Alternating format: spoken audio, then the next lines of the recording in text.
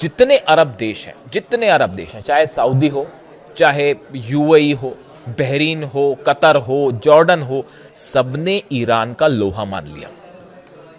सबने ये देख लिया कि कैसे दुनिया के सुपर पावर को घुटने पर ले आया है ईरान। हर मामले पे ना सत्ता परिवर्तन, ना मिलिट्री में जीत पाए ईरान को, ना अंदर घुस पाए, ग्राउंड ऑपरेशन करने की हिम्मत नहीं हो रही है। और मैं आपको अभी आगे बताता हूं कि क्यों ये जो डोनाल्ड ट्रंप कह रहे थे कि मैं हमला करने वाला था, अरब देशों के कहने पर हमला नहीं किया, उसकी सच्चाई भी मैं बताता हूं क्यों हमला नहीं किया, वो भी हम बताएंगे।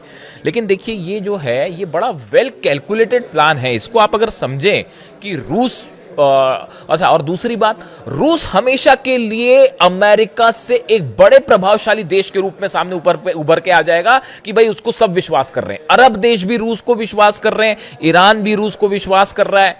ऐसे में अमेरिका की साख बेहद कम पड़ेगी और एक सुपर पावर का तमगा जो है वो छिनता दिखाई दे रहा है अमेरिका। इसीलिए डोनाल्ड ट्रंप इस बात के लिए तैयार नहीं हो रहे हैं कि वो रूस को शिफ्ट किया जाए यूरेनियम। और बाकी फिर तमाम बातें हैं। देखिए, हर चीज़ें बड़ी सारी होती हैं, कितना यूरेनियम है, कहाँ कहाँ है, वो एक बहुत सारी बातें, वो हर चीज़ बताई नहीं जाती, वो थोड़ी समझने वाली बात भी होती है। खैर देखिए, ये एक बड़ा प्लान है जिसको लेकर जिनपिंग और पुतिन के बीच में भी बड़ी चर्चा है, होगी ऑफ कोर्स। और ये जो हमले वाली बात आ रही है कि ट्रंप ने जो कहा कल कि भाई डोनाल्ड ट्रंप ने कहा कि हमने हमला नहीं किया, और कतर के कहने पर, सऊदी और यूएई की जो लीडरशिप है इनके कहने पर हमला नहीं किया, वरना हम तो आज ही जो है मतलब कल गया उस डेट को हमने तय कर रखा था हमला करने वाला। कौन सा देश ये बताता है कि हम हमला करने वाले थे? कोई बताता है कि अब हमला कब करेंगे, हम करने वाले थे, नहीं करने वाले थे? डोनाल्ड ट्रंप का ये कहना कि हम हमला करने वाले थे, ये अपने आप में बड़ा ही हास्यास्पद है। जितने मिलिट्री एक्सपर्ट हैं, वॉर एक्सपर्ट हैं, वो जब इस तरह की डेट रिवील करते हैं डोनाल्ड ट्रंप, तो वो सबके लिए एक जो है बड़ा मतलब क्या बताऊं, मैं तो जितने डिफेंस एक्सपर्ट से बात करता हूं वो सब यही कहते हैं कि भाई डोनाल्ड ट्रंप क्या कह रहे हैं वो वही जान सकते हैं। उन्होंने सब जितने डिफेंस के जितने रूल्स रेगुलेशंस होते हैं, या जिनको एक चीजें जो खुफिया स्तर पर रखी जाती है, वो कब क्या रिवील कर दे कोई भरोसा नहीं। तो अब उन्होंने कह रहे हैं कि हम सब ने इनके कहने पर जो है हमने हमला नहीं किया, क्योंकि अभी पीछे बातचीत हो रही है और हमें लगता है। अब हकीकत क्या है आप समझिए। दो बड़ी वजह। पहली बड़ी वजह, कई वेस्टर्न अखबारों ने इस बात का दावा किया है, वेस्टर्न न्यूज एजेंसीज ने दावा किया है कि अमेरिका के 100 फाइटर जेट ईरान में घुसने के लिए तैयार है।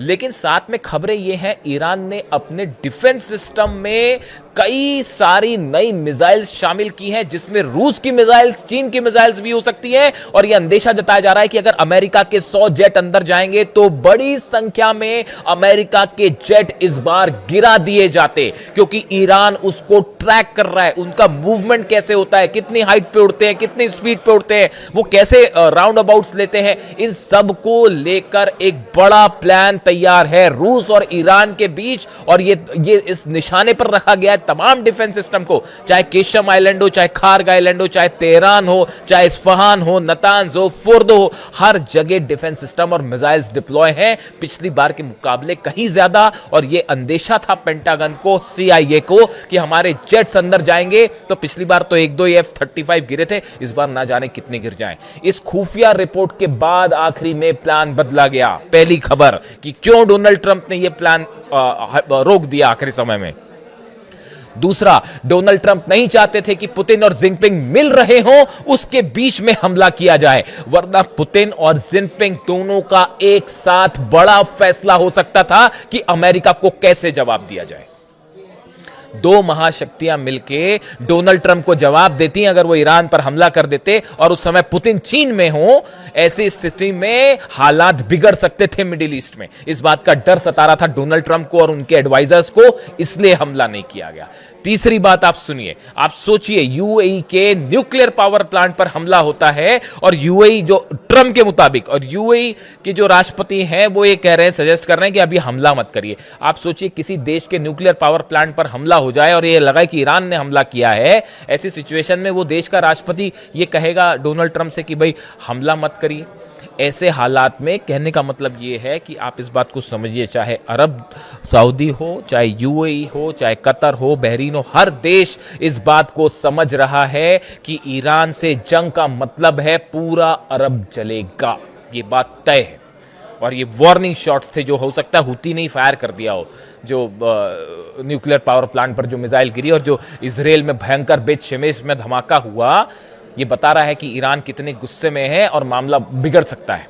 तो देखिए, कुल मिला के जो खबरें हैं सामने, उसके मुताबिक इस बात पर भी हमारी नज़र रहेगी कि ये जो मुलाकात के बाद जो है अब क्या रुख होता है पुतिन का और शी जिनपिंग का, और खास तौर पर अमेरिका को क्या मैसेज दिया जाता है यूरेनियम को लेकर। देखिए, हॉर्मूज तो खुल जाएगा, हॉर्मूज ज्यादा दिन तक अमेरिका इस पोजीशन में है ही नहीं कि वो हॉर्मूज को ब्लॉक करके रखें, वरना उसके बाद जो काउंटर सिचुएशन खड़ी हो रही है पूरी दुनिया में ऑयल को लेकर, हाहाकार मच जाएगा और डोनाल्ड ट्रंप अपनी स्थिति और कमजोर करेंगे। जितना लंबा ब्लॉकेड अमेरिका को, उतना बड़ा नुकसान। मिड टर्म पोल्स नवंबर में जो है डोनाल्ड ट्रंप की, उसमें करारी हार तय है। इसलिए इसको, हॉर्मूज को जल्दी खत्म करना चाहते हैं डोनाल्ड ट्रंप, चाहे हमला करके खत्म करें या बिना हमला करके खत्म करें। तो अब ये बात तय होगी पुतिन और जिनपिंग के बीच क्या बात हुई और ईरान को लेकर क्या चर्चा है, यूरेनियम को लेकर। ये तीनों देशों ने एक बड़ा प्लान तैयार कर लिया है, जिस चक्रव्यूह में डोनाल्ड ट्रंप फंस गए हैं। पुतिन कह रहे हैं कि डेड एंड हो चुका है, अब इस समस्या का और कोई हल नहीं है और हमारे पास यूरेनियम भेजने के अलावा अब इसका कोई हल हो ही नहीं सकता। और अगर ईरान इस बात के लिए राजी होता है तो ये ईरान के लिए विन विन सिचुएशन होगी। अपने सैंक्शंस भी हटाएगा ईरान, युद्ध में भी, वो तो पूरी दुनिया देख रही है कि युद्ध में ईरान जीत गया। आपको किसी को डाउट है? किसी को डाउट नहीं है। तो ये ईरान की बहुत बड़ी जीत होगी अगर ये समझौता होता है और यूरेनियम देने के लिए ईरान जो है वो रूस को यूरेनियम शिफ्ट करता है। लेकिन डोनाल्ड ट्रंप, मुझे नहीं लगता इसके लिए तैयार होंगे, और अगर होते भी हैं तो समझौता कितने दिन चलेगा, ये अपने आप में बड़े सारे इफ एंड बट है। लेकिन इसी बीच ये भी सच्चाई है कि 100 फाइटर जेट ट्रंप के तैयार हैं और जो किसी भी आदेश के बाद हमला कर सकते हैं, लेकिन उसका नतीजा पूरा अरब में एक बार फिर बड़ा विनाश देखने को मिल सकता है। जो भी अपडेट आएगा, चाहे बीजिंग से आए, चाहे न्यूयॉर्क से, चाहे तेहरान से, आप तक पहुंचाने की कोशिश होगी। Thank you so much.